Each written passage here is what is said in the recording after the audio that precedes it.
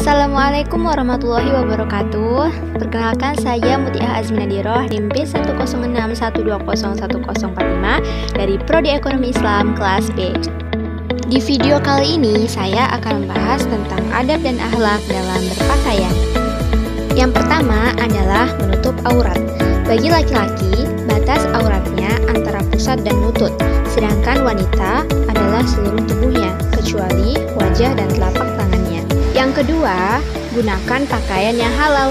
Hendaknya pakaian yang digunakan halal bahannya, juga halal cara mendapatkannya, serta halal harta yang digunakan untuk mendapatkan pakaian tersebut. Yang ketiga, tidak menyerupai lawan jenis.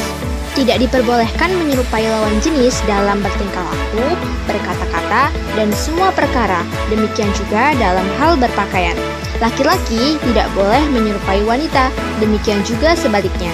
Dari Abdullah bin Abbas radhiyallahu anhu, beliau berkata bahwa Rasulullah Shallallahu alaihi wasallam melaknat laki-laki yang menyerupai wanita dan para wanita yang menyerupai laki-laki.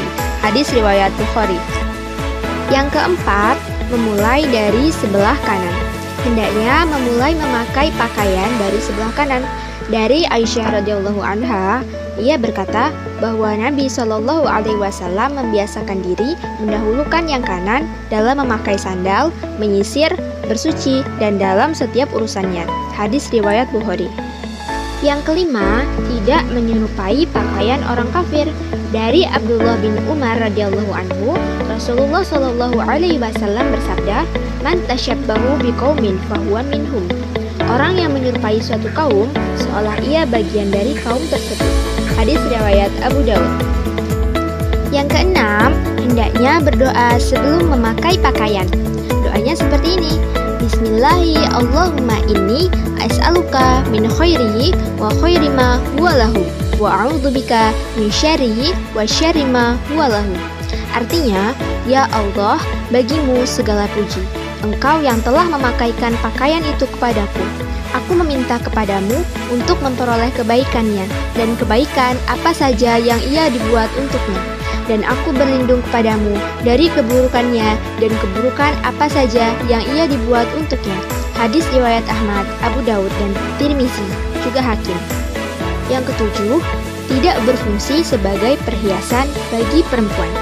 Busana muslimah hendaknya tidak menjadi perhiasan yang memperindah wanita yang memakainya di depan para lelaki, sehingga menimbulkan fitnah bagi mereka.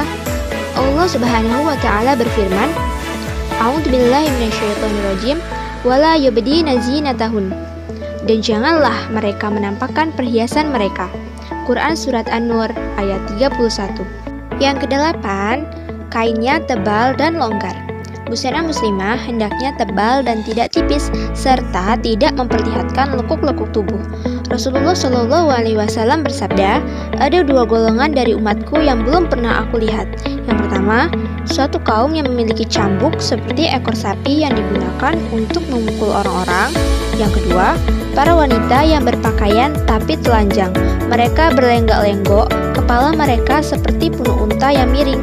Mereka itu tidak masuk surga dan tidak akan mencium wanginya, walaupun wanginya surga tercium sejauh jarak perjalanan sekian dan sekian."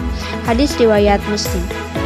Yang kesembilan, tidak diberi pewangi atau parfum. Wanita tidak boleh memakai parfum atau wewangian yang bisa tercium oleh para lelaki. Dari Abu Musa al-Asy'ari radhiyallahu anhu, bahwa Rasulullah Shallallahu alaihi wasallam bersabda, "Perempuan mana saja yang mengenakan wewangian lalu melewati sekumpulan laki-laki sehingga mereka mencium wangi harumnya, maka ia adalah seorang pezina." Hadis riwayat Abu Daud. Yang ke-10, tidak memakai emas bagi laki-laki.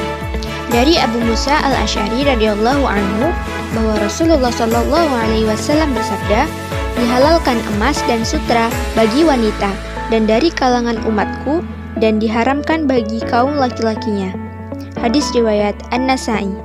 Maka tidak diperbolehkan laki-laki menggunakan emas dalam bentuk apapun, baik cincin, kancing baju, pakaian berbahan emas, atau semisalnya.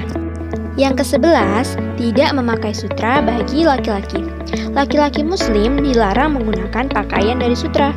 Dari Abu Sa'id Al-Khudri radhiyallahu anhu bahwa Rasulullah shallallahu alaihi wasallam bersabda, barang siapa yang memakai pakaian sutra di dunia, dia tidak akan memakainya di akhirat.